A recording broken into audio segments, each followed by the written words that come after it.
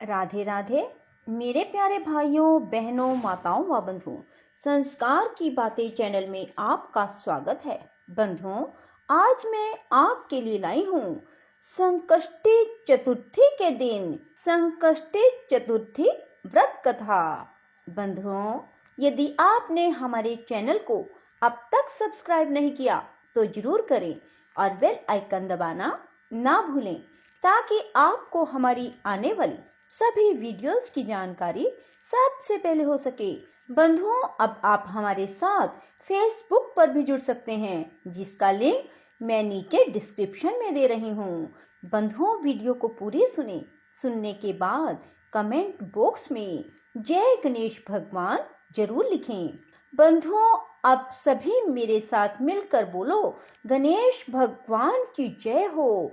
बंधुओं, कथा को पूरे एकाग्र मन से सच्ची निष्ठा के साथ ही सुनना। आपके सभी संकट दूर होंगे। आपको जीवन में कभी भी धन की कमी नहीं होगी। एक शहर में देवरानी और जेठानी रहती थी।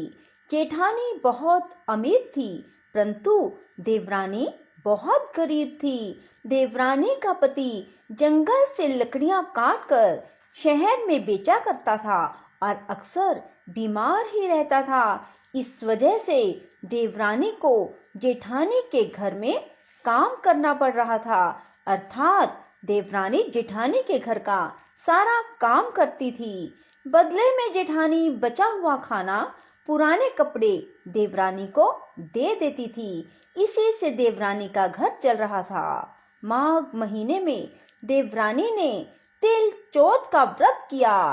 देवरानी ने 5 रुपए के तिल और गुड़ लाकर तिल कुटा बनाया। पूजन करके कथा सुनी और तिलकुटा छींके में रख दिया। सोचा, चांद उगने पर चंद्रमा को अर्घ देकर तिलकुटे का भोग लगाकर ही कुछ खाऊंगी। कथा सुनने के बाद वह जेठानी के घर चली गई। खाना बनाकर उसने जेठानी के बच्चों से कहा, बच्चों आओ खाना खा लो। बच्चे बोले, जब माँ खाएगी हम तभी खाएंगे। फिर उसने अपने जेठ जी से कहा, जेठ जी आप खाना खा लीजिए। जेठ बोला, मैं अकेला नहीं खाऊंगा, जब सभी खाएंगे मैं भी तभी खाऊंगा। जेठानी ने देवरानी को कहा, आज तो किसी ने भी अब तक खाना नहीं खाया, तो मैं तुम्हें खाना कैसे दूं? तुम सुबह बचा हुआ खाना ले जाना। देवरानी के घर पर पति बच्चे सभी आस लगाए बैठे थे कि माँ आएगी तो पकवान मिलेंगे, क्योंकि आज तो त्योहार है। जब बच्चों को पता लगा कि आज तो रोटी भी नहीं मिलेगी तो बच्चे रोने लगे। उसके पति को भी बहुत गुस्सा आया। कहने लगा, सारा दिन काम करके भी रोटी नहीं ला सकती तो काम क्यों करती हो? पति ने अपनी पत्नी को कपड़े धोने के धोबने से पीटा। धोबना टूट गया तो उसने पट्टे से पीटा। वे बेचारी गणेश जी को याद करती हुई रोती रोती पानी पीकर सो गई। उस दिन गणेश जी उसके स्वप्न में आए और कहने लगे, धोबना पीटी पाटा पीटी सो रही है या जाग रही है? वह बोली, कुछ जाग रही हूँ, कुछ सो रही हूँ। गणेश जी बोले, कुछ खाने को दे दो। वह बोली, मेरे घर में तो खाने का एक दाना भी नहीं है। जेठानी जो बचा कुचा दे देती थी, आज तो उसने वो भी ना दिया। पूजा का तिलकुटा छींके में पड़ा है, वही खा लो। तिलकुटा खा लेने के बाद गणेश जी बोले, धोबना पीटी पाटा पीटी निपटाई लगी है। वह बोली, ये पड़ा घर, जहां इच्छा हो वहीं निपट लो। गणेश जी बोले, कहाँ पहुंचूं? उसे बहुत गुस्सा आया। बोली, मेरे सिर से पूछ लो। और कहाँ पहुंचोगे? सवेरे देवरानी उठी तो देखकर हैरान रह गई। पूरा घर हीरे मोतियों से जगमगा रहा है। उसके माथे पर हीरे मोतियों के टीके जगमगा रहे थे। उस दिन देवरानी जेठानी के यहाँ काम करने भी नहीं गई। बड़ी देर तक राह देखने के बाद जेठानी ने बच्चों को बुलाने भेजा। उसने सोचा कल खाना नहीं दिया था, शायद देवरानी बुरा मान गई है। बच्चे देवरानी को बुलाने गए। चाची चाची चलो, माँ ने बुलाया है, सारा काम पड़ा है। देवरानी जेठानी आपस में सुनाने का मौका नहीं छोड़ती। देवरानी बोली, बेटा बहुत दिन तक तेरी माँ के यहाँ मैंने काम किया है, अब ऐसा कर तू अपनी माँ को मेरे यहाँ काम करने के लिए भेज दे। बच्चों ने घर जाकर माँ को बताया कि चाची का घर तो हीरे मोतियों से जगमगा रहा है। जेठानी दौड़ती हुई देवरानी के घर पहुंची और पूछा, ये सब कैसे हुआ?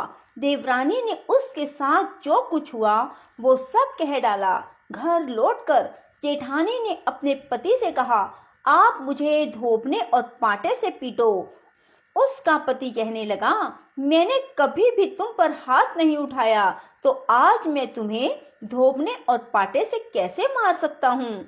वह नहीं मानी और जिद करने लगी, तो उसके पति ने उसे धोबने और पाटे से पीटा। जेठानी ने ढेर सारा घी डालकर चूरमा बनाया, छींके में रख कर सो गई। रात को चौथ विनायक सपने में आए और कहने लगे, भूख लगी है, क्या खाऊं? जेठानी बोली, गणेश जी महाराज, आपने देवरानी के घर तो सूखा चुटकी भर तिलकुटा खाया था, मैंने तो मेवे डालकर घी का चूरमा बनाकर छींके में रखा है, वही खा लीजिए। गणेश जी बोले, कहाँ निपटूं? जेठानी बोली, उसके यहाँ तो टूटी फूटी झोपड़ी थी, मेरे यहाँ तो महल है, जहाँ मर्जी निपट लो। गणेश जी ने पूछा, कहाँ पहुंचूं? जेठानी बोली, उसका तो गंदा माथा है, मैंने तो तेल लगाया है, मेरे माथे से पोंछ लो। धन की लोभी जेठानी सवेरे जल्दी उठी। सोचा घर हीरे मोतियों से भरा होगा, पर देखा सारे घर में गंदगी फैली थी, खूब बदबू आ रही थी, उसके सिर पर गंदगी लगी थी। हे गणेश जी महाराज, ये आपने क्या किया? मुझसे रूठे और देवरानी पर टूटे। जेठानी ने सफाई करने की बहुत कोशिश की, पर गंदगी और फैलती गई। जेठानी के पति को पता लगा तो वह बहुत गुस्सा हुआ और बोला, तेरे पास सब कुछ था, फिर भी तेरा मन नहीं भरता, देख तेरे लालच का नतीजा। परेशान होकर जेठानी गणेश जी से विनती करने लगी, मुआफी मांगने लगी। गणेश जी ने कहा, देवरानी से जलने के कारण और धन के लोभ से तूने जो किया, यह उसी का नतीजा है। इस प्रकार जेठानी को सबक सिखाते हुए गणेश जी ने अपनी माया समेट ली। देवरानी पर गणेश जी महाराज, जैसी आपने कृपा की, सब किसी पर करना। कहानी कहने वाले, सुनने वाले और हुंकारा भरने वाले सब पर कृपा करना। पर हे गणेश जी महाराज, जैसा आपने जेठानी के साथ किया, वैसा किसी के साथ ना करना। बोलो चौथ विनायक की जय हो, गणेश जी महाराज की जय हो। राधे राधे, जय श्री कृष्णा।